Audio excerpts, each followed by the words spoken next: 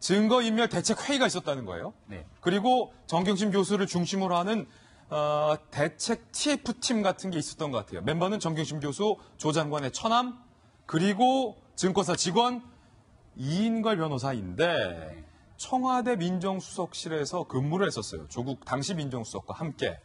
그러면 김병현 박사님, 네. 이런 대책팀이 있었다는 것, TF팀이 있었다는 것도 놀라운데 보세요. 이인걸 변호사는 정경심 교수의 지금 변호사로 선임됐긴 했지만 선임되기 직전까지 정 교수와 가깝다라기보다는 누구와 더 가깝겠어요. 민정수석실에서 바로 옆에서 같이 근무했었던 본인의 직속 상관, 조국 민정수석과 더 가까운 사이 아니었어요? 이인걸 변호사 아마 많은 분들이 기억하실 때 김태호 전 수사관의 폭로 문제가 있을 때도 특감 반장으로서 특감 반원이었던 김태우 수사관과 그리고 그 위에 있는 조국 당시 민정수석과의 중간 선상에 있는 인물로 많이 보도가 된 바가 있었습니다. 누가 봐도 청와대에 있는 조국 민정수석이 직속 상관이었기 때문에 그 가까운 관계라는 것은 정경심 교수가 이인걸 변호사랑 사적으로 무슨 관계가 있었는지는 스스로 설명하지 않는 이상 우리가 알 턱이 없고요. 지금까지 알려진 내용만 보더라도 충분하게 조국 장관과의 개연성을 부인할 수가 없는 상황 아닙니까? 그러면 이인걸 전 민정수석실 특감반장이 대책회의를 가졌다라는 것, 그리고 어느 날에 정해서 D-Day에 동행대 PC 빼오자라는 회의를 했다라는 건 조국 장관도 알았을 개연성이 크다라는 거네요. 조국 장관이 제일 좋아하는 게 장관 조국과 자연인 조국으로 분리하는 거잖아요. 두 개, 나 자신을 두 개로 분리하는. 두 개로 분리하는 것. 이인걸 변호사로 저 자리에 참석한 것인지 조국 장관이 청와대 민정수석으로 재직하던 시절에 부하 직원으로서 가까운 관계인 이인걸 전 특감반장이 이러한 사적인 관계를 도와주기에 참석한 건지를 분리해서 볼 수도 있다. 조국 장관의 논리에 따르면 저는 그렇게도 볼 수 있다고 생각합니다. 아니 근데 회의 참석해서 오가는 내용들을 조국 장관에게 이야기 안 했을 수도 있다? 안 했을 가능성도 있습니다만은 일단은 그 자리에 참석하게 된 내용에는 조국 장관과의 개연성을 부인할 수가 없기 때문에 여기에 대해서 조국 장관이 이 모든 일들을 몰랐는가라고 보기에는 무리가 있다는 것이고요. 두 번째는 이인걸 변호사가 이제 앞으로 저 내용이 만약 증거인멸을 함께 도모하고 그것이 실행한 부분들이 드러나게 되면은 변호인으로서 더 이상 활동이 가능한 부분인지 아니면 증거인멸 교사 등에 관한 공범으로 추가적인 수사가 가능할지도 모르겠다는 생각이 듭니다. 그래 더 놀라운 건 저 자리에 함께 있었던 인물 중에 하나가 한초 직원이잖아요. 예. 같이 증거인멸 교사 등을 위한 회의를 했는지는 모르겠습니다만 같이 모여서 회의를 합니다.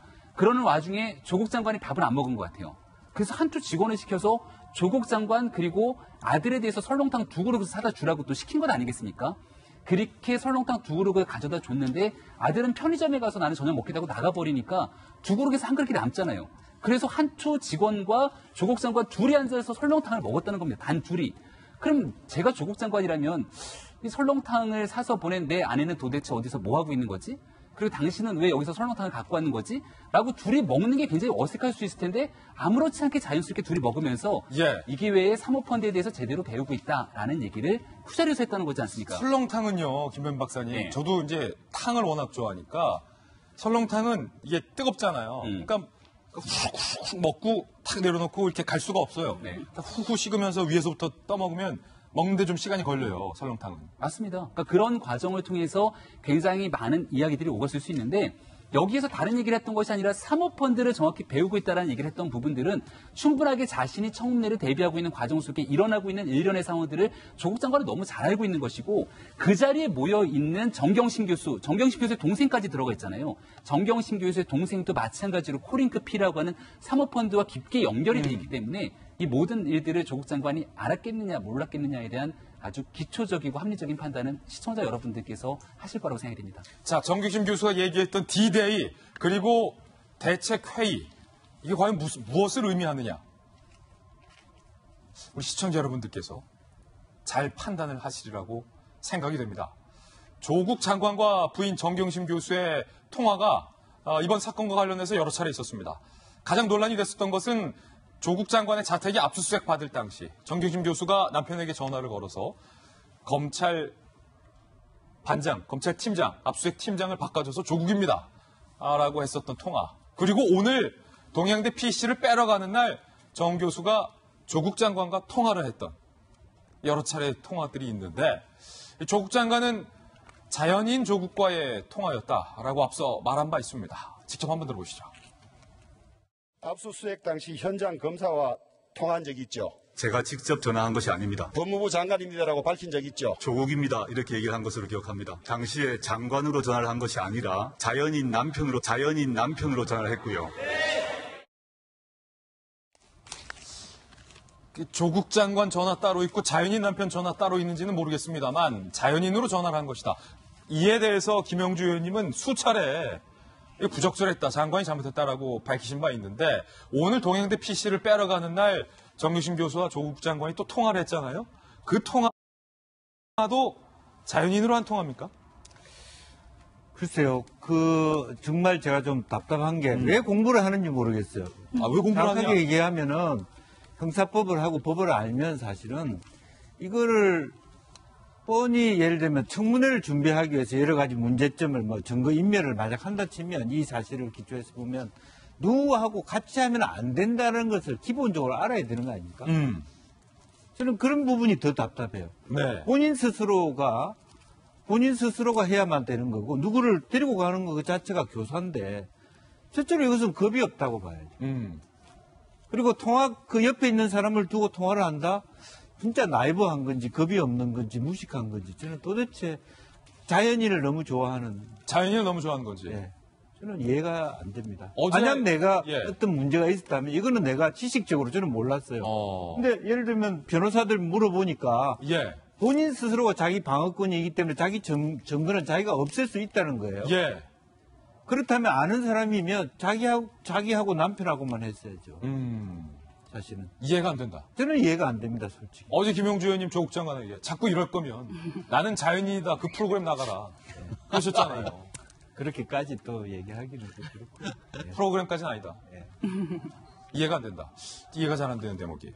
자, 그 문제의 인물 이인걸 변호사 어제 검찰에서 들어가는 모습 그리고 저희 기자들과 만났는데 답변한 내용과 태도가 논란이 되고 있습니다. 직접 보시죠.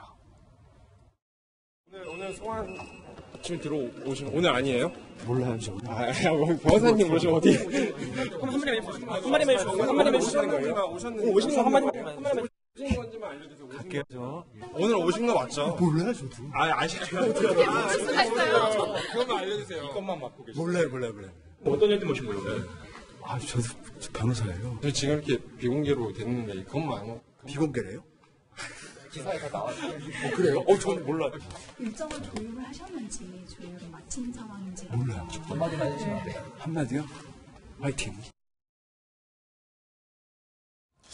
자, 지금 정규심 교수의 변호사 자격으로 이인걸 변호사가 나갔는데 몰라요 다 몰라요 하는데 마지막에 화이팅까지 했어요. 이게 화이팅 할 일입니까? 조금 전에 김 전 의원이 겁이 없다라는 말씀을 하셨는데. 김영주 의원님이, 예. 네, 지금 이 변호사도 겁이 없다라는 생각이 좀 듭니다. 이 변호사도 지금 네. 증거 인멸로 의심받을 수 있는 행위 전에 대책회의한 당사자로 지금 거론되고 있잖아요. 화이팅! 네. 지금 사실 조국 일가, 조국 가족과 거의 운명 공동체라고 볼 수 있는 분입니다. 그런데 저렇게 가벼이 자신의 말과 몸을 이렇게 보여준다라는 것에 대해서 작은 부분이라고 생각하실 수 있지만 아주 중요한 부분이기 때문에 제가 한번 언급하자면 저 태도 말입니다. 예. 사실은 저희가 볼 수 없는 또 다른 면을 볼 수 있는 저 태도입니다. 들어가기 전에 몰라요 말했던 것은 아마도 저희 돌직구쇼에서 제가 여러 번 미스터 몰라요라고 얘기했던 그 키워드를 자신도 일관되게 쓰고 있다는 것도 느낄 수 있고요. 또한 나왔을 때 저 표정 말입니다. 진짜 웃음입니다. 정말로 지금 겁이 하나도 안 나고요. 너무나 기분 좋게 말하고 나왔다라는 표정입니다. 저 표정은 우리에게 어떤 것을 시사할까요? 아마도 검찰이 떨고 있었다. 검찰이 자신이 하고 싶었던 말을 제대로 못했다. 그쪽의 분위기는 분명 내가 원하는 대로 그 느낌대로 흘러갔었다라는 자신감이 있었기 때문에 나올 수 있는 표정입니다. 제가 표정이라던가 이런 연구 정말 20년 넘게 했는데요. 예. 정말 겁나고 무서우면 저렇게 웃으면서 앞을 바라보며 걸어가기가 쉽지 않습니다. 그리고 손을 위로 올리면서 뭔가를 얘기할 수도 없고요. 기자들 저렇게 많은 곳에서 파이팅이라는 것을 외치면서 웃으며 들어갈 수 없습니다. 지금 아마도 수많은 촛불들의 민심이 지금 본인들이 잘하고 있다라고 생각하는 그 부분에 대한 응원으로 생각하셔서 그에 맞는 화이팅을 외치신 것 같은데 참 겁이 없다라는 예. 말씀을 저는 좀 드리고 싶습니다. 네.